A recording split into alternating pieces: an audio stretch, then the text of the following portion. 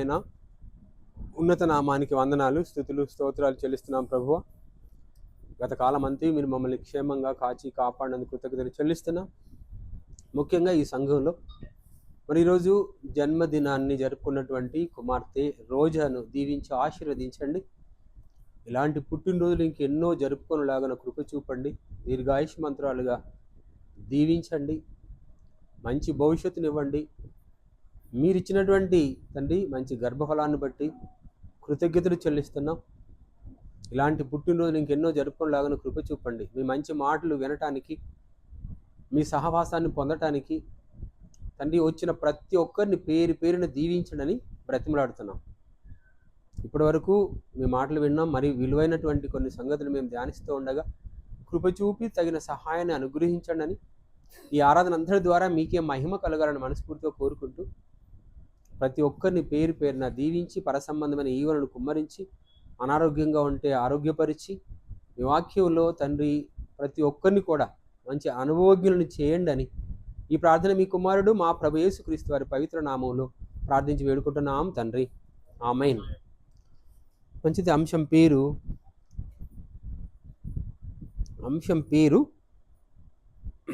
లోకనీతి దేవుని నీతికి సమానమా. ఇంతకు నీతి అంటే అర్థం ఏంటి? డెఫినేషన్ ఏంటి? నీతి అనే పదానికి అర్థం ఏంటి? లోకములో ఉన్నటువంటి నీతికి డెఫినేషన్ ఏంటి? నీతిమంతుల గురించి బైబిల్లో దేవుడు రాయించినటువంటి మాట ఏంటిది? నీతిమంతుడు లేడు, ఒక్కడును లేడు. నీతిమంతుడు లేడు, ఒక్కడును లేడు. ఏ టైంకు రాయబడ్డటువంటి ఈ మాట రాయబడినటువంటి సమయానికి అసలు నీతిమంతులు లేరండి. నీతిమంతులు లేరు. ఒకవేళ నోవహు జలప్రళయ కాలానికి వెళ్ళామనుకోండి, నోవహు కాలానికి వెళ్ళిపోతే కూడా నీతిమంతులు ఉన్నారా? ఆదికాండం 7వ అధ్యాయం 1వ వచనంలో దేవుడు మాట్లాడిన అద్భుతమైనటువంటి మాట ఏంటో తెలుసా? నీవు మాత్రమే ఈ లోకములో ఈ తరము వారిలో నేను చూడగా నీవు మాత్రమే నీతిమంతుడుగా ఉన్నావు అని ఎవరిని ఉద్దేశించి అన్నాడు దేవుడు? నోవహును ఉద్దేశించాను. అంటే ఇప్పుడు తరము అని అన్నప్పుడు మనం బ్రతికున్నటువంటి కాలంలో ఎంతమంది అయితే బ్రతికుంటారో వారందరూ కూడా మన తరానికి చెందినవారు. మనం బ్రతికున్నప్పుడు, మనం భూమి మీద బ్రతికున్నప్పుడు మనతో పాటు ప్రపంచంలో ఎంతమంది బ్రతికుంటారో వాళ్ళందరూ కూడా మన తరానికి చెందినవారు. అలాగే నోవహు బ్రతికున్నటువంటి కాలంలో నోవహు తరములో ఎంతో మంది ఉన్నారండి. ఆ కోట్ల మందిలో ఎంతమంది నీతిమంతులు ఉన్నారు? ఏమని చెప్తున్నాడు? నీవు మాత్రమే. ఒకే ఒక్కడు కోట్ల మందిలో లేదా లక్షల మందిలో వేల మందిలో ఒకే ఒక్క నీతిమంతుడు అండి. అది క్రీస్తు పూర్వము. ఇప్పుడు రోమి రాసిన పత్రికలోకి వచ్చేసరికి నీతిమంతుడు లేడు, ఒక్కడు లేడు. మరి ఎందుకండి ప్రపంచం ఒక్కడు కూడా లేకుండా దేవుడు ఎందుకు ఈ పెట్టుబడి పెట్టాలి? వస్తారేమో నీతిమంతులు, వీళ్ళ ద్వారా వస్తారేమో, వీళ్ళ గర్భాలలో నుండి వస్తారేమో దేవుని ఆశ. నీతిమంతులు లేరు. ఒకప్పుడు నీతిమంతుడు ఒక్కడే ఉన్నాడు. ఆ నీతిమంతుల గురించి మనం ఇంకా ఆలోచిస్తే ఇంతకీ నీతి అంటే ఏంటి? ఒక మంచి డెఫినేషన్ చూద్దామండి. రోమిల రాసిన పత్రిక 4వ అధ్యాయం 3వ వచనం. నీతి అంటే అర్థం ఏంటో బైబిల్లో చెప్తున్నటువంటి నిర్వచనాన్ని చూద్దాం. లేఖనం ఏమి చెప్పుచున్నది? అబ్రహాము దేవుని నమ్మెను, అది అతనికి నీతిగా ఎంచబడెను. అంటే నీతి అంటే అర్థం ఏంటిది? నమ్మటం. అబ్రహాం ఏం చేశాడు? నమ్మాడు. అబ్రహాము దేవుణ్ణి నమ్మే కదా దేవుడు సూచించినటువంటి దేశానికి ఏ జవాబు చెప్పకుండా, ఎదురు చెప్పకుండా వెళ్ళాడు, నమ్మి వెళ్ళాడు. దీన్ని ఏమంటాం? నీతి అని అంటాం. మనం ఈరోజు బైబిల్ చదువుతున్నాము, దేవుని వాక్యాలను వింటున్నాము. విన్న ఈ మాటలను మనం ఏం చేయాలి? నమ్మాలి. కాబట్టి ఏం చేస్తున్నాడు? నీతి అంటే ఏంటిది? దేవుని మాటలను నమ్మటం, దేవుని మాటలను విశ్వసించటం నీతిమంతులు. ఇప్పుడు అబ్రహాం సమయానికి వచ్చేసరికి కూడా అబ్రహాం నీతిమంతుడు. ఇప్పుడు లోతున్నటువంటి ప్రదేశం ఉంది. ఎక్కడండి లోతున్నటువంటి ప్రదేశం? లోతు జీవిస్తున్నటువంటి ప్రదేశం సొదొమ గొమొర్రాలు. ఈ సొదొమ గొమొర్రాలలో ఉన్నటువంటి దౌష్ట్యం లేదంటే దుర్మార్గత చాలా పెరిగిపోయింది. దేవుని దగ్గరికి వెళ్ళిందండి. దుర్మార్గత దేవుని దగ్గర చేరిపోయింది. కాబట్టి దేవుడు ఒక నిర్ణయానికి వచ్చాడు, ఈ సొదొమ గొమొర్రా ప్రాంతాలని నాశనం చేయాలని అనుకున్నాడు. ప్రారంభంలో నోబహు జలప్రలయంలో నీటి ద్వారా నాశనం చేయాలనుకున్నాడు. ఆ తర్వాత దేవుడు ఒక ప్రమాణం చేస్తాడు, అంటే ఒక మాట ఇస్తాడు, ఏమని? ఇకెప్పుడు నీటి ద్వారా నా ప్రజలను నేను నాశనం చెయ్యను అనడానికి సూచన ఏంటి? పిల్లలు చెప్తారు. సూచన ఏంటి? ధనస్సు. ఆకాశంలో ఒక ధనస్సు పెట్టాడు, సప్తవర్ణంతో ఉన్నటువంటి ధనస్సును పెట్టాడు. దాని అర్థం ఏంటంటే, ఇక నేను ఎప్పుడు ఈ ప్రజల మీదకి నీటిని రప్పించను. మరి ఇక్కడ దుర్మార్గత పెరిగిపోయింది సొదొమ గొమొర్రా ప్రాంతాలలో. వీళ్ళందరూ నశింపచేయాలని అనుకున్నాడు. ఎలా చేయాలనుకున్నాడంటే, ఆకాశములో నుండి అగ్నిగంధకాలను కురిపించి నాశనం చేయాలనుకున్నాడు. వెంటనే అబ్రహాం అడ్డుపడతాడు. ఏమని? ప్రభువా, మీరు ఒకవేళ నాశనం చేస్తే అక్కడ భక్తిపరులు కూడా ఉంటారు కదా, నీతిమంతులు కూడా ఉంటారు కదా, అవినీతి మంతులతో పాటు నీతిమంతులు కూడా చనిపోతారు కదా అని అన్నప్పుడు దేవుడు ఏం చేశాడు? సరే, నువ్వు అన్నట్టు ఆ పట్టణాలలో ఒకవేళ 50 మంది నీతిమంతులు ఉన్నా, ఎంతమంది? అట్లీస్ట్ 50 మెంబర్స్, 50 మంది నీతిమంతులు ఉన్న ఆ 50 మంది నీతిమంతులను బట్టి ఈ పట్టణాలను కాపాడుతానన్నాడు. ఎందుకు తెలుసా? నోవహు కుటుంబంలో ఒకే ఒక్క నీతిమంతుడు అన్నాడు. ఎవరైనా? నోవహు నీతిమంతుడు కనుక నోవహును బట్టి ఆ కుటుంబాన్ని కాపాడాడు. ఎంతమంది ఉన్నారు? ఇంకా 7 ఉన్నారు. ఇతనితో పాటు 8 మంది. అసలు 7 నీతిమంతులు అనంటే నోవహుని గురించే చెప్పాడు, నీవు మాత్రమే అని అన్నాడు. అంటే నోవహును బట్టి ఆ కుటుంబాన్ని కాపాడాడు. దేవుని నీతి ఏంటంటే, ఈ పట్టణాలలో 50 మంది నీతిమంతులు ఉంటే ఈ 50 మందిని బట్టి నేను ఏం చేస్తాను? పట్టణాలను కాపాడుతాను అన్నాడు. 50 మంది ఉన్నారా? 50 కాదు, చివరికి 10 మంది కూడా లేరు. ఎవరున్నారు? లోతు భార్య, లోతు 2 కుమార్తెలు, మొత్తం ఎంతమంది? 4. ఆ 4లో కూడా ఫిల్టర్ చేస్తే 4 నీతిమంతులేనా? లోతు భార్య నీతిమంతురాలేనా? వెనుకకు చూడొద్దు అంటే ఏం చేసింది? ఆమె చూసి ఉప్పు స్తంభం అయిపోయింది. 2 కూతురు కూడా నీతిమంతులేనా? చూడండి, వాళ్ళని చేయబట్టి ఇప్పుడు యూట్యూబ్లో ఎన్ని ప్రసంగాలు వస్తున్నాయి. నీతిమంతుడు ఎవరు అంటే లోతు అని అనుకుంటే, ఆ లోతును బట్టి ఆ ప్రాంతాలని కాపాడుతాను అనుకున్నాడు. కానీ నీతిమంతులు 10 మంది కూడా లేరు. కాబట్టి ఇక్కడ మనం ఆలోచిస్తే ఆ ప్రాంతాల్లో ఒక నీతిమంతుడు ఉండడం చాలా రేర్ అండి. చదువుకున్న వాళ్ళు ఉండొచ్చు, ఉద్యోగం చేసిన వాళ్ళు ఉండొచ్చు, ఆస్తి కలిగిన వాళ్ళు ఉండొచ్చు, హోదా కలిగిన వాళ్ళు ఉండొచ్చు, కానీ నీతిమంతులు ఉండటం చాలా కష్టం అండి. ప్రపంచం మీద నీతిమంతుడు ఉండడం చాలా కష్టం. యేసుప్రభు విషయంలో ఏమని మాట్లాడారండి? గవర్నర్ ఉన్నాడు కదా, పిలాతు, అంతే కదా. ఆ పిలాతు భార్య యేసుప్రభు విషయంలో ఒక మాట అన్నది. ఏమన్నది? రాత్రి యేసుక్రీస్తు గురించి కలలో దేవుడు నాతో మాట్లాడాడు, ఆ నీతిమంతుని జోలికి నీవు వెళ్ళొద్దు. యేసుప్రభుని ఏమని చెప్పిందండి ఆమె? నీతిమంతుడు. యేసుప్రభు నీతిమంతుడు. కాబట్టి ఇప్పుడు నీతిమంతుల జోలికి వెళ్ళొద్దు అని అన్నప్పుడు ఆయన వెంటనే ఏం చేసి భయపడ్డాడండి. కాబట్టి సిలువ శిక్ష వేయడానికి వెనకందేశాడు. కనుక ఈ పాపం విషయంలో నాకు, నా కుటుంబానికి ఎలాంటి పాత్ర లేదు, సంబంధం లేదని ఏం చేశాడు? చేతులు కడుక్కున్నాడు. కానీ యూదులు ఏమన్నారు? ఆ పాపం మా మీదను మా పిల్లల మీదను ఉండును కాక అని అన్నాడు. ఎంత బరితెగించిపోయారండి వాళ్ళు. గవర్నర్ ఏమో భయపడ్డాడు. ఆయన భయపడ్డా లేదా? చేతులు కడుక్కున్నాడు, అమ్మో ఈ పాపం మా మీద కూడదని. అలాగే మళ్ళీ ఏమిటో తెలుసా? యోనా ప్రయాణం చేసినప్పుడు పడవలో ఉన్నటువంటి వాళ్ళు కూడా ఏం చేశారు తెలుసా? యోనాని ఏమంటే సముద్రంలో ఏమన్నాడు? వాళ్ళు ఏమన్నారు? అమ్మో సముద్రంలో వేస్తే నువ్వు చనిపోతే ఆ పాపం మా మీదకి వస్తుంది అని యోనాను సముద్రంలో వేయడానికి భయపడ్డారు. అంటే వాళ్ళల్లో కూడా కాస్త నీతి ఉంది. కాబట్టి ఇప్పుడు నీతిమంతులను గురించి మనం ఆలోచిస్తే, నీతి అంటే అర్థం ఏంటిది? దేవుని మాటలను నమ్మటం. అలాంటి నీతిమంతులు భూమి మీద ఉన్నారా? ఒకవేళ ఉంటే ఆ నీతికి లోకనీతికి తేడా ఏంటి అనే విషయాలు మనం ఒకసారి గమనిద్దామండి. దేవుని నీతికి మనుషుల నీతికి సమానమా? లోకంలో కూడా కొంతమంది నీతిమంతులు ఉన్నారు. ఏం చేస్తారు? విమర్శించడానికి కాదు, ఎవరికి హాని చేయొద్దని అనుకుంటారు. సహజంగా దేవి నమ్మకపోయినా కూడా జీవహింస చేయకూడదు, ఇతరులకు సహాయం చేయాలి. దేవిని నమ్మకపోయినా కొంతమంది సహజంగా కొన్ని కుటుంబ నేపథ్యాలలో మంచి కుటుంబాలు ఉంటాయండి. కొంతమంది నీతి కలిగినటువంటి కుటుంబాలు ఉంటాయి.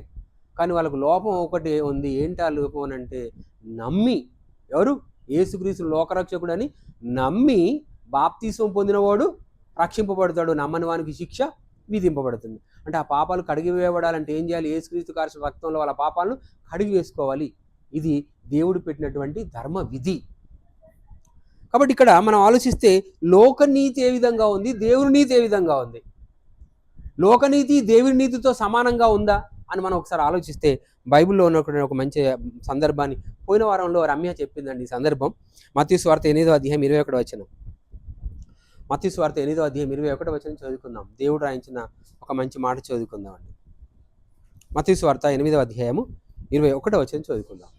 శిష్యులలో మరి ఒకడు, ప్రభువా, నేను మొదట వెళ్ళి నా తండ్రిని పాతిపెట్టుటకు నాకు సెలవిమ్మని ఆయన అడుగగా, యేసు అతను చూచి, నన్ను వెంబడించుము, మృతులు తమ మృతులను పాతిపెట్టుకొననిమ్ము అని అన్నాడు. అంటే ఫస్ట్ ప్రియారిటీ ఎవరికి ఇవ్వమన్నాడు? దేవుని మాటకి ఇవ్వాలండి, దేవునికి ఇవ్వాలి.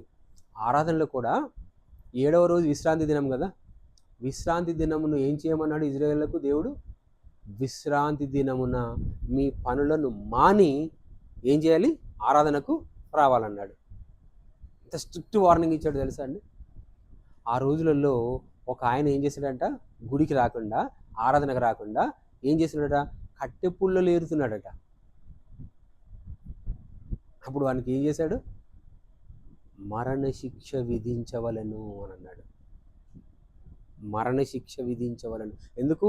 విశ్రాంతి దినాన్ని నీవు ఆరాధనలో పాల్గొనాలి, విశ్రాంతి దినాన్ని మీరు పరిశుద్ధంగా ఆచరించాలి, పరిశుద్ధ దినాన్ని, ఆరాధన దినాన్ని విశ్రాంతి దినంగా పాటించాలి. అది పక్కకు పెట్టు, నువ్వు కట్టెలు వేయడానికి వెళ్ళిపోయావు అని అంటే దేవుని మాటలను ఏం చేస్తున్నావు? అశ్రద్ధ. కాబట్టి ఇక్కడ వాళ్ళ నాన్న చనిపోయాడట. నాన్న చనిపోయినప్పుడు ఏమన్నాడు చూసారు. మనం పాతి పెట్టుకునే విషయంలో ఎన్ని రకాలుగా ఉన్నాయి మనం చూసాం. అయితే పాతి పెట్టుకొని వచ్చే విషయంలో యేసుప్రభు ఏమన్నాడు చూడండి, మృతులు తమ మృతులను పాతి పెట్టుకొని నువ్వు మాత్రం నన్ను వెంబడించు అని అన్నాడండి. అంటే ఫస్ట్ ప్రియారిటీ మనం ఎవరికి ఇవ్వాలి? దేవునికి ఇవ్వాలి, దేవుని మాటలకి ఇవ్వాలి, దేవుని సన్నిధికి ఇవ్వాలి. అది లోకనీతి ఏంటి తెలుసా? తండ్రి చనిపోతే పాతి పెట్టే కార్యక్రమం ఉంటే వెళ్ళనివాడా, దేవుడు ఇంత కఠినంగా ఉంటాడా అని అనుకుంటారు. కానీ దేవుడు ఏమన్నాడు?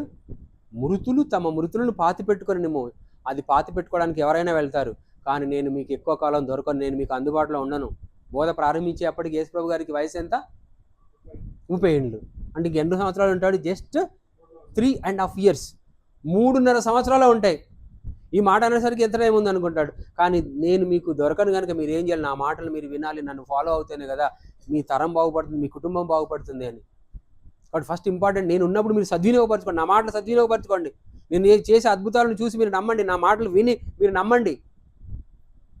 కాబట్టి మృతులను పాతి పెట్టుకోవటం లోకనీతి, మృతులను పాతి పెట్టుకోవడం పక్కకు పెట్టి దేవుని మాటలను వెంబడించడం దైవనీతి. చాలామంది పేరెంట్స్ తెలియని వాళ్ళు ఎవరు తెలుసా అండి, ఎటు వెళ్తున్నావు అంటే చర్చికి వెళ్తున్నావు అనుకోండి, నీకు ఏం పని పడలేదు, ఆ చర్చి నీకు అన్నం పెడుతుందా? ఆ చర్చి నీకు ఏమైనా ఉపాధిస్తుందా? ఆ చర్చి నీకు ఆకలిని తీరుస్తుందా అనేవాళ్ళు ఉన్నారా లేదా పేరెంట్స్? వాళ్ళకి తెలియదు, అవగాహన లేదు, ఆ పేరెంట్స్కి అవగాహన లేదు. కానీ అన్నీ పక్కకు పెట్టి బైబిల్ని పట్టుకొని ఆరాధనకు రావాలి. అది దేవుడు కోరుకున్నటువంటి నీతి. ఒకవేళ రాకుంటే దేవుడు ఏం చేశాడు? పనిష్మెంట్ ఇచ్చాడు ఆల్రెడీ. మరి ఇప్పుడు కూడా ఏం చేయాలి? కొందరు మానుకొనిచున్నట్లుగా మనం ఆరాధనలో మానుకోకూడదు అని అన్నాడు. దేవుని నీతి ఏంటి తెలుసా అండి? దేవుని సన్నిధిలో ఎన్ని పనులున్నా, ఎలాంటి పరిస్థితులనైనా పక్కకు పెట్టి దేవుని సన్నిధికి పరుగున రావాలి, ఉత్సాహంగా రావాలి. దేవుని దగ్గరికి ఎలా రావాలండి? ఉత్సాహంగా రావాలి, ఆసక్తితో రావాలి, దేవుని ఆనందంతో వేడుకోవాలి, దేవుణ్ణి ఆనందంతో ఏం చేయాలి? ఆరాధన చేయాలి. దేవుడు మన హృదయాలను మెచ్చుకుంటాడు. కాబట్టి ఇక్కడ లోకనీతిని చూస్తున్నాం, దైవనీతిని చూస్తున్నాం. లోకనీతి ఏంటి అంటే పాతి పెట్టుకోవాలనుకుంటారు, కానీ దైవనీతి ఏంటి అంటే లేదు, దేవుణ్ణి వెంబడించాలి, దేవుని మాటలను వెంబడించాలి, దేవుని సన్నిధికి రావాలి. తేడా గమనించాలి మనం. తేడా లోకనీతికి దేవుని నీతికి ఎలాంటి సంబంధం ఉంది, ఎలాంటి తేడాలు ఉన్నాయనే విషయాన్ని మనం ఆలోచించుకోవాలి. మరొక మంచి అద్భుతం అండి, అపోస్తల కార్యములు 6వ అధ్యాయం 2వ వచనం చదువుకుందాం. అపోస్తల కార్యములు 6వ అధ్యాయం 2వ వచనంలో దేవుడు రాయించినటువంటి ఒక అద్భుతం మనకు ఆ తేడా మనకు కొట్టొచ్చినట్టు కనబడుతుందండి. లోకనీతి విషయంలో అలాగే దైవనీతి విషయంలో మనకు ఒక మంచి స్పష్టత కనబడుతుంది ఈ మాటలలో. ఏంటంటే చూడండి, అపోస్తల కార్యములు 6వ అధ్యాయం 2వ వచనం. అప్పుడు తమ యొద్దకు శిష్యుల సమూహమును పిలిచి, మేము దేవుని వాక్యమును బోధించుట మాని ఆహారము పంచిపెట్టుట యుక్తము కాదు. కానీ లోకానికి యుక్తం. లోకానికి ఏది యుక్తం? మనం ఆహార పంపిణీ చేస్తున్నాం అంటే లోకం ఊరుకుంటుందండి? మంచి సంతోషం. ఆహారం పంచిపెడుతున్నాం అంటే లోకం ఏమంటుంది? సంతోషిస్తుంది. కానీ వీళ్ళు ఏమన్నారు? దేవుని వాక్యం బోధించుట మాని, దేవుని వాక్యం చెప్పటం మాని, దేవుని వాక్యం పంచటం మాని ఆహారము పంచిపెట్టుట యుక్తము కాదు. ఈ ఆహారం ఎంతకాలం అండి? దేనికోసం? ఈ శరీరం కోసం. ఈ శరీరం ఎన్ని సంవత్సరాలు ఉంటుంది? 60 సంవత్సరాలు, మహా అయితే 70 సంవత్సరాలు, అధిక బలం ఉన్న ఎడల 80 సంవత్సరాలు. కానీ ఆత్మ అనంతకాలం ఉంటుంది. అనంతకాలం ఉండే ఆత్మకు కావాల్సింది దేవుని వాక్యం. అల్పకాలం ఉండే శరీరానికి కావాల్సింది ఈ లోక ఆహారం.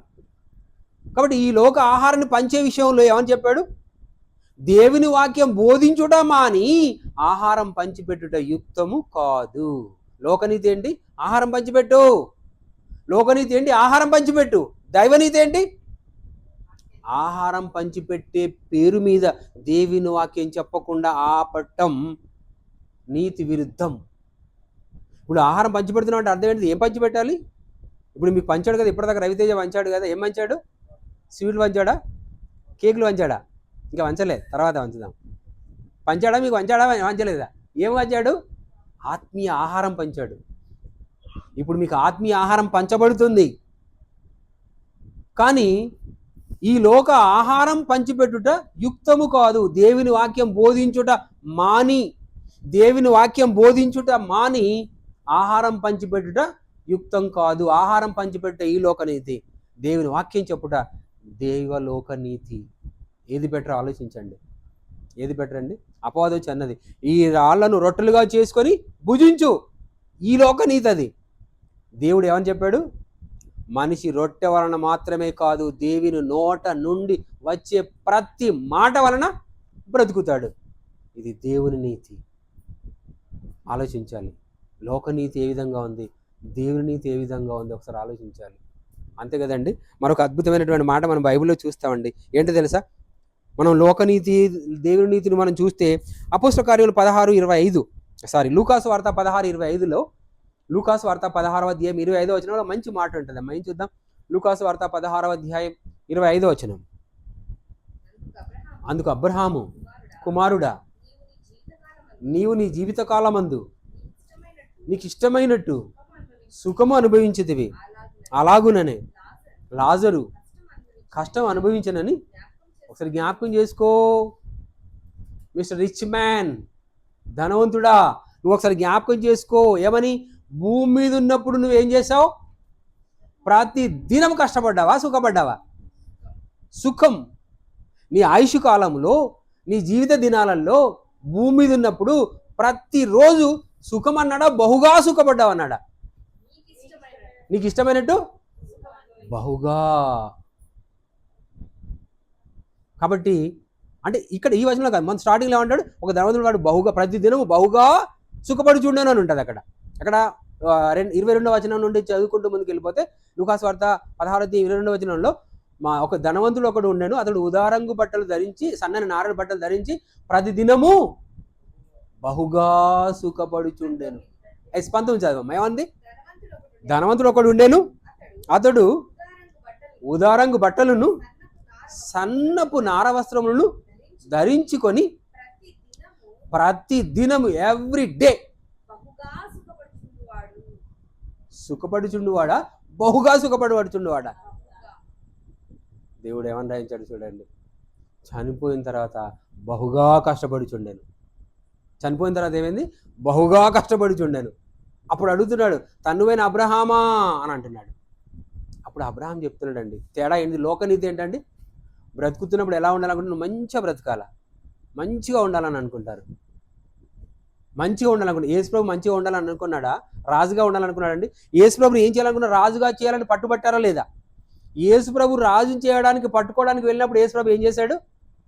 తప్పించుకొని వెళ్ళిపోయాడు, రాజుగా చేద్దాం అనుకున్నాడు. సేమ్ మోషేను కూడా ఏం చేయాలనుకున్నాడు? ఫరో కుమార్తె ఏమంది? నువ్వు నన్ను అమ్మ అని పిలిస్తే చాలు, ఈ ఐగుప్తు సింహాసనాన్ని నీకు ఇస్తాను అని అన్నది. కేవలం నువ్వు అనాల్సిన మాట ఏంటి? అమ్మ అంటే చాలు, ఈ సింహాసనాన్ని నేను నీకు ఇస్తాను, ఈ ఐగుప్తు సింహాసనాన్ని నేను నీకు ఇస్తాను అని చెప్పిందండి. అన్నాడా మోషే? అమ్మ అంటే జరిగేది ఏంటి? సింహాసనం మీద కూర్చునే మంచి హోదా వస్తుంది, రాజభోజనం వస్తుంది, ఆ రాజ సుఖభోగాలు వస్తాయి. కానీ మోషే అన్నాడండి, కోరుకున్నాడా? సుఖాన్ని కోరుకున్నాడా? పాపభోగాన్ని కోరుకున్నాడా? ఎంత గొప్ప మాట అన్నాడండి. అల్పకాలము పాపభోగం అనుభవించుట కంటే క్రీస్తు విషయమైన నింద గొప్ప భాగ్యమని యోచించి ఫరో కుమార్తె యొక్క కుమారుడు అనిపించుకున్నటకు ఒప్పుకొనలేదు. ఒప్పుకోకుండా లోకంలో ఉన్న వాళ్ళందరూ ఏమంటారండి? ఈయనంత సోజా ఇంకోరు లేరండి అని అంటారు. అంతేనే కదా? ఈయనంత తిరిగి తక్కువ, మావంత తిరిగి తక్కువ ఈ ప్రపంచంలో ఎవరు లేరు అంటాడు. మంచి రాజపద వద్దంటే వద్దనుకుంటే వాళ్ళు ఎవరండి అంటారు? లేదు, లోకం ఏమనుకుంటుంది? మంచి ఐగుప్తు సింహాసనం, అసలే మనం బానిసలుగా ఉన్నాం. ఐగుప్తు దేశంలో ఇజ్రాయెల్ ఎలా ఉన్నారు? బానిసలుగా ఉన్నారు. బానిసలు రాజుగా ఉంటే ఎలా ఉంటుంది? బానిసలుగా ఉంటారా? స్వతంత్రంగా ఉంటారు కదా. మనవాడే రాజు అయినప్పుడు మనకు బానిసత్వం ఎక్కడ ఉంటుంది? మంచి అవకాశాన్ని వదిలిపెట్టుకొని ఏం చేశాడు మోషే? రాజపదవిని వద్దనుకున్నాడు. ఇచ్చి అమాయకుడు అని అనుకుంటారు ఈ లోకంలో ఆలోచిస్తే, లోకరీతి ఆలోచిస్తే. కానీ ఏం ఆలోచించాడు మోషే? దైవనీతితో ఆలోచించాడు. తన భవిష్యత్తులో కష్టాలు, నష్టాలు, కన్నీళ్ళు కనపడుతున్నాయి. అయినా క్రీస్తు విషయమైన నింద గొప్ప భాగ్యం అని యోచించి, అల్పకాలము పాపభోగం అనుభవించుట కంటే క్రీస్తు విషయమైన నిందే గొప్ప భాగ్యం అని యోచించి ఫరో కుమార్తె యొక్క కుమారుడు అనిపించుకొనుటకు ఒప్పుకొనలేదు. ఇది దైవనీతి. యేసుక్రీస్తుని రాజు చేయాలనుకున్నప్పుడు యేసుక్రీస్తు ఒప్పుకొనలేదు. అది దేవుని నీతి. లోకనీతి ప్రకారం రాజు చేయాలనుకుంటే ఆనందంగా వెళ్తారండి. నా జీవితకాలం అంతా నీకు రుణపడి ఉంటాను అంటారు. కానీ దేవుని నీతికి ఈ లోకనీతికి ఉన్నటువంటి తేడా అదే. కాబట్టి మరొక సందర్భంలో ఆలోచిస్తే, ఒక మంచి సందర్భం 2వ రాజులు 17వ అధ్యాయం 28వ వచనం. 2వ రాజులు 17వ అధ్యాయం 28వ వచనం చదువుకుందామండి. లోకనీతి దేవుని నీతితో సమానమా అంటే ఎప్పటికీ కాదు. దేవుని నీతి గొప్పది, లోకనీతి అల్పమైనది. కాబట్టి 2వ రాజులు 17వ అధ్యాయం 28వ వచనం చదువుకుందామండి. 2వ రాజులు 17వ అధ్యాయం 28వ వచనం. కాగా షోమ్రోనులో నుండి వారు పట్టుకొని వచ్చిన యాజకులలో ఒకడు వచ్చి బేతేలు ముందు కాపురముండి యెహోవా యందు, చూడండి, యెహోవా యందు భయభక్తులుగా ఉండదగిన మర్యాదను. ఎంత గొప్ప మాట అండి.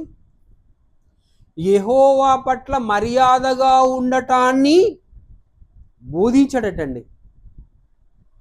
యెహోవా సన్నిధిలో మనం ఎలా ఉండాలి? మర్యాదగా ఉండాలి. దేవుని నామం విషయంలో చాలా మర్యాదగా ఉండాలి. యెహోవా నామమును వ్యర్థంగా పలకకూడదు. దేవుడు అంటే చాలా భయం ఉండాలి, భక్తి ఉండాలి, దేవుని సన్నిధిలో సైలెంట్గా ఉండాలి. చాలామంది గుడికొచ్చి కూడా ఊరు మీద ముచ్చట్లన్నీ మాట్లాడుకుంటారండి. ఇంకా అందుకని మళ్ళీ ఎక్కడ దొరకరు కదా, ఆదివారం దొరుకుతారు కదా. అవును, కానీ ఆ సీరియల్ ఏమైందక్క? ఆ సీరియల్ గురించి ఇక్కడైనా మాట్లాడేది. ఇది దేవుని సన్నిధి, పరలోకం వెళ్ళడానికి సిద్ధమవుతున్నట్టు ఒక పుణ్య స్థలం. ఇది ఒక మంచి ఆపర్చునిటీ, దేవుడు ఇచ్చినటువంటి అవకాశం. ఇక్కడ కూడా అన్ని మాటలు మాట్లాడుకుంటామా? అందుకని ఇక్కడ సిబిటి జనగామంలో ఫస్ట్ స్టాప్ యువర్ టంగ్. దేవుని సన్నిధికి వచ్చినాక నిశ్శబ్దంగా ఉండాలి. ఎందుకంటే దేవుని సన్నిధిలో చూడండి, మళ్ళొకసారి చదువుకుందాం ఆ సందర్భం. 17వ అధ్యాయం 28వ వచనం.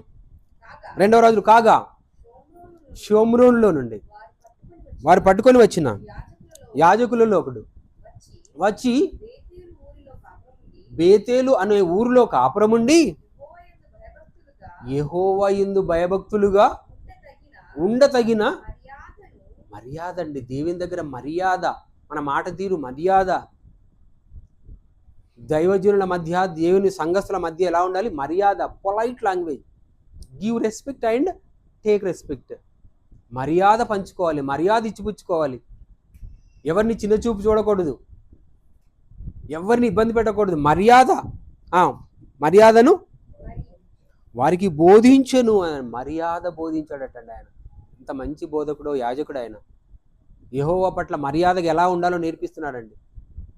అందుకే చిన్నపిల్లల నుంచి చిన్నప్పటి నుంచి ఇప్పటి నుండి పెద్దలను నమస్కరించే విధానం నేర్పించాలి, పెద్దలతో మాట్లాడే విధానం నేర్పించాలి, పెద్దల ఎదుట ప్రవర్తించే విధానం నేర్పించాలి, మంచి ప్రవర్తన నేర్పించాలి. ఈ లోకం అంతా కూడా మర్చిపోయి తిరుగుతున్నారు. ప్రవర్తన నేర్చుకున్నారండి. పెద్దల ఎదుట ఎలా ఉండాలి, ఎంత గౌరవంగా ఉండాలి కదా.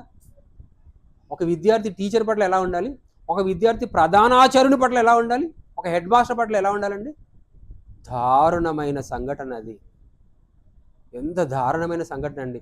ఇప్పటి వరకు కూడా ఈ లోకంలో కాస్త నీతి ఉందేమో అని అనుకుంటే గురువులు, విద్య నేర్పించే గురువులు, అందుకే అన్నారు గురు దేవో భవ అన్నారు. అలాంటి గురువులనే గురిపెట్టి చంపేస్తే ఇక నీతి ఉందా, సమాధి అయిపోయిందా? అవమానం అండి. మోరల్ వాల్యూస్ అన్నీ కూడా మంట కలిసిపోయాయి. నీతి, నిజాయితీ, మంచితనం అనేది సమాధి అయిపోతుందండి. ఎంత ఘోరాతి ఘోరం అది. విద్యా బుద్ధులు నేర్పిస్తూ నీతి న్యాయాన్ని నేర్పించేటువంటి, మంచి సత్ప్రవర్తన నేర్పించేటువంటి గురువులని అంతమొందించుతున్నాడు ఇంత చిన్న వయసులో అంటే ఇక వాడు ఏం నేర్చుకుంటున్నాడు? సొసైటీ ఎంతగా దిగజారిపోయిందండి. కానీ యాజకుడు ఏం చేశాడు? యెహోవా పట్ల మర్యాదగా మాట్లాడటం, నడుచుకోవడాన్ని నేర్పిస్తున్నాడట. అది నేర్పించాలి. నేర్పించకపోతే ఏమైపోతారు? అమర్యాదగా ప్రవర్తిస్తారు, అమర్యాదగా మాట్లాడతారు. తల్లిదండ్రులు నేర్పించాలి, గురువులు నేర్పించాలి. లేదంటే ఎవరు నేర్పించాలి? దైవజనులు నేర్పించాలి. అక్కడ యాజకుడు నేర్పిస్తున్నాడు, దేవుని పక్షంగా ఉండి యాజకుడు నేర్పిస్తున్నాడు. మనం నేర్పించాలి, మన పిల్లలకు నేర్పించాలి, మన బంధువులకు నేర్పించాలి, మన వాళ్ళకి నేర్పించాలి. ఆ పని రమ్య చేస్తుంది, సంతోషం. ఈరోజు పిల్లవాడు చూసావా, ఇంకా నేను కొమల చర్చి ముగించుకొని జనగామికి వెళ్తున్నా, ఈలోపు వీడియో పెట్టేశారు. ఒకటి చిన్న బాబు అండి, హాయిగా చేలు ఊరుస్తున్నాడు. అమర్ శామ్యుయల్, ఎంత గొప్పవాడు అండి, ఎంత గొప్ప మాట అండి. చిన్న పిల్లవాడు, చాలా చిన్నవాడు. ఆ చైర్స్ని పరచడమే కాకుండా ఆ చైర్స్ అన్నీ కూడా కాటన్ క్లాత్తో తుడుస్తున్నాడండి అబ్బాయి. మామూలుగా ఒకటే మైక్ ఉంటుంది, ప్రార్థన చేయడానికి అక్కడికి ఇస్తాము. చివరి ఆశీర్వాదం ఇచ్చేటప్పుడు మైక్ ఉండేది కదా నా దగ్గర. నేను కళ్ళు మూసుకొని ఆశీర్వాదం ఇస్తాను, ఆ మైక్ తీసుకొని నా నోటి ముందు పెడతాడు. ఎంత బాగుంటుందంటే పిల్లవాడు నేర్చుకుంటున్నాడు, గొప్పోడవుతాడు. రమ్యకు ఆ ప్రజెంటేషన్, ఆ రమ్యకు ఆ క్రెడిట్ రమ్యకే దక్కుతుంది. మంచి అబ్బాయి, సిన్సియర్. కాబట్టి నేర్పించాలి, మనం నేర్పించాలి. ఇప్పుడు నేర్పిస్తేనే మొక్కై వంగితేనే, మొక్కై వంగనిది మ్రాణైనా కూడా వంగదు. బాలుడు నడవలసిన త్రోవను వారికి నేర్పము, వృద్ధుడైనా తొలగిపోడు.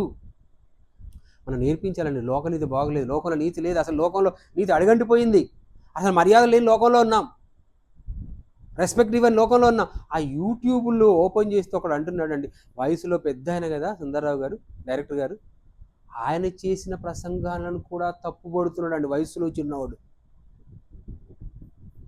ఎంత అవినీతికి ఎగబడ్డారండి. మాటలలో గౌరవం లేదు, పెద్దలంటే గౌరవం లేదు, అసలు మర్యాద లేదు.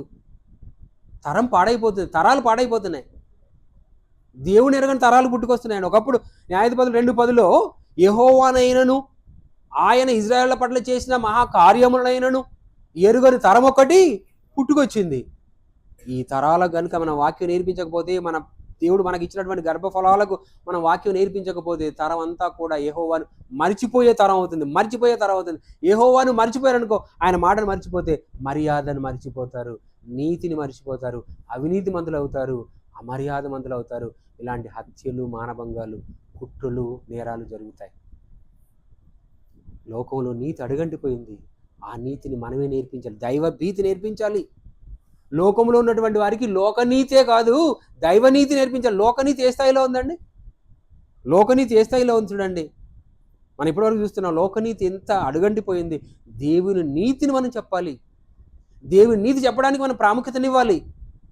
ఇక్కడ అదేనండి, దైవజనుడు నేర్పిస్తున్నాడు, గౌరవం ఇవ్వడానికి నేర్పిస్తున్నాడు. మరొక సందర్భం, this is very very important. మత్తయి సువార్త 5వ అధ్యాయం 20వ వచనం చదువుకుందాం. This is very very important word of God. మత్తయి సువార్త 5వ అధ్యాయం 20వ వచనం. మత్తయి సువార్త 5వ అధ్యాయం 20వ వచనం. శాస్త్రుల నీతి కంటేను, పరిసయ్యుల నీతి కంటేను మీ నీతి అధికము కాని ఎడల పరలోక రాజ్యములో. ఎంత అలర్ట్ చేస్తున్నాడండి. మన ఈ ఆర్భాటం ఎందుకు చెప్పండి? ఈ ఆరాధన ఎందుకు చెప్పండి? పరలోకం వెళ్ళాలనే కదా. పరలోకం వెళ్ళాలని ఎంతో దూరం నుండి ఆరాధన కోసం ఇక్కడికి వచ్చాం, దేవుని సన్నిధి కోసం వచ్చాం, దేవుని మాటలు వినడానికి వచ్చాం. ఇలాంటి పరిస్థితులలో చెప్పబడ్డ మాట ఏంటో తెలుసా అండి? మీ నీతి శాస్త్రుల నీతి కంటేను పరిచయుల నీతి కంటేను అధికము కాని ఎడల అని అంటే, శాస్త్రుల నీతి పరిచయుల నీతి మనం బైబిల్లో చూడగలమండి. వాళ్ళ ఏ స్థాయిలో ఉంది వాళ్ళ నీతి అనేది. మన నీతి కూడా అలాగే ఉంటే అసలు పరలోకంలో ప్రవేశము లభించదు అంటున్నాడు. ఏ పరలోకం వెళ్ళడానికి మనం ప్రయత్నం చేస్తున్నామో, పరలోకం వెళ్ళడానికి మనం యజ్ఞంలో ఈ కార్యక్రమాన్ని మనము ఆరంభించామో, ఏ పరలోకం వెళ్ళడానికి ఒక క్రైస్తవురాలుగా మారి దేవుని సన్నిధిలో దేవుని మార్గంలో నడుస్తున్నామో, ఆ పరలోకం వెళ్ళాలి అని అంటే మనం నిత్య జీవితంలో ఎలా ప్రవర్తించాలట? శాస్త్ర నీతి కంటేను పరిచయుల నీతి కంటేను మన నీతి అధికంగా ఉండాలంటండి. కొంతమంది అప్పిచ్చే వాళ్ళు ఉంటారు చూడండి, అప్పిస్తారు. అప్పించిన తర్వాత పలానా సమయం వరకు ఇవ్వలేదు అనుకోండి, ఏమంటారు? ఇదేనా మీ నీతి? మీ నీతి ఇదేనా అంటే ఇక్కడ అర్థం ఏంటిది? మనం అన్న మాట ప్రకారంగా ప్రవర్తించడం లేదు అని అర్థం. నీతి తప్పుతున్నారా అని అర్థం. మనం ఇప్పుడు కూడా నీతి తప్పకూడదండి. మన నీతి తప్పకూడదు. మన నీతి చాలా అధికంగా ఉండాలి. మనం చూసి వాళ్ళు చాలా గొప్పోళ్ళు అండి అని అనాలి. మన ప్రవర్తన, మన మాట తీరు, ఎప్పుడైనా మాట ఇస్తే మాట మీద ఉండాలి. మనం మన బిహేవియర్లో కానీ, మన మాట తీరులో కానీ, మన జీవితంలో కానీ ఎక్కడ ఒక్క తప్పు దొరలకూడదండి. త్వరలో మనం ప్రభు బలలో పాల్గొంటున్నాం, ఆయన శరీరాన్ని తింటున్నాం, ఆయన రక్తాన్ని తాగుతున్నాం. మన దేహంలో ఉన్నది యేసుక్రీస్తు దేహం, మన శరీరంలో ప్రవేశిస్తున్నది యేసుక్రీస్తు రక్తం. యేసుక్రీస్తు ఎలా నీతిమంతుడో, యేసుక్రీస్తు ఏ విధంగా అయితే పవిత్రంగా ఉన్నాడో, ప్రతి క్రైస్తవుడు క్రైస్తవురాలు రక్తం పవిత్రంగా ఉండాలి, దేహం పవిత్రంగా ఉండాలి, పరిశుద్ధులుగా ఉండాలి. ఈ లోక నీతి కంటే ఎన్నో రెట్లు మన నీతి ఎక్కువ ఉండాలండి. పరిచయుల నీతి శాస్త్ర నీతి కంటే మనం ఎక్కువ లేకపోతే మనం పరలోకం ఎట్టి పరిస్థితుల్లోనూ ప్రవేశించము. ఏమైపోయిందంటే మనం ఎన్నుకున్నటువంటి లక్ష్యం ఏమైంది? ఫెయిల్ అయిపోతుంది. పరలోకం వెళ్ళాలనుకుంటాం, వెళ్ళలేకపోతే ఇంకెందుకండి?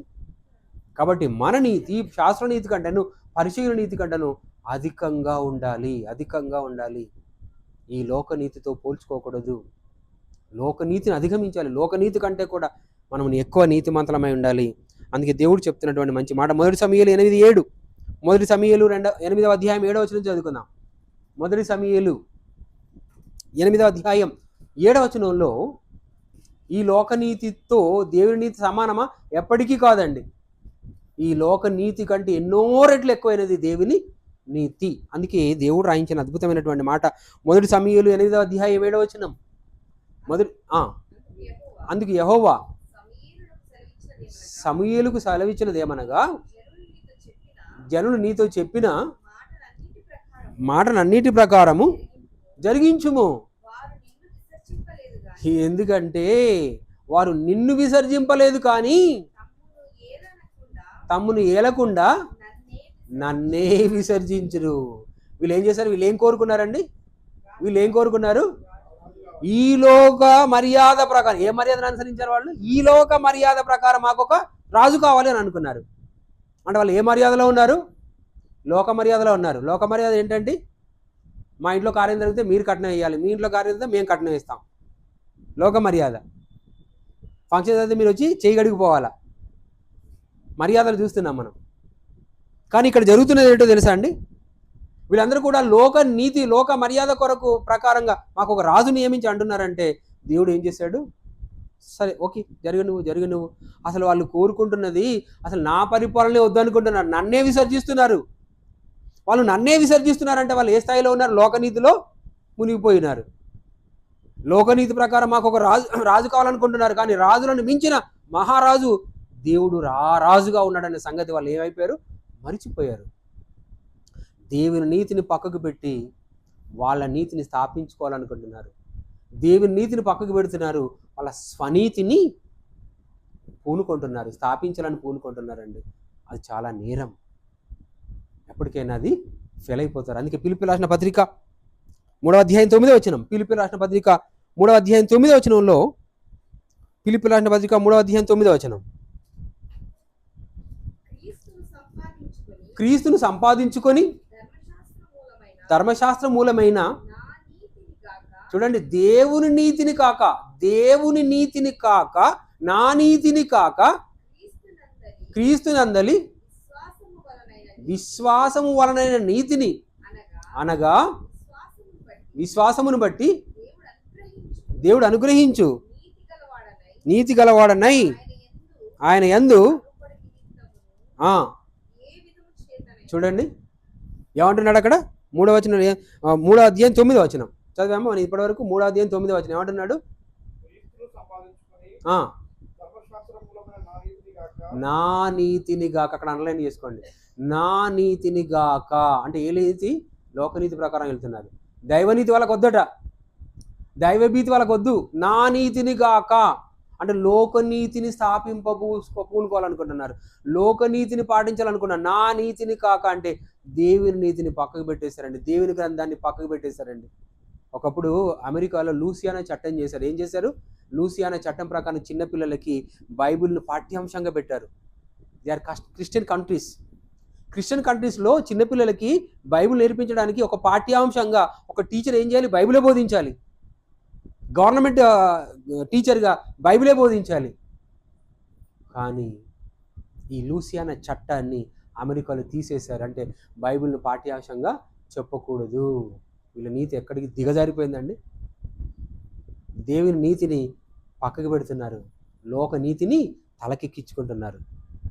తప్పండి. ఎప్పుడు కూడా మనము లోకనీతి ప్రకారంగా వెళ్తే మనం పరలోకం చేరుకోలేం. దేవుని నీతి ప్రకారంగానే వెళ్తే పరలోకం చేరుకుంటాం. చివరిగా ఈ మాట చదువుకొని ముగించుకుందాం. రోమిల రాసిన పత్రిక 12వ అధ్యాయం 2-3 వచనాలు.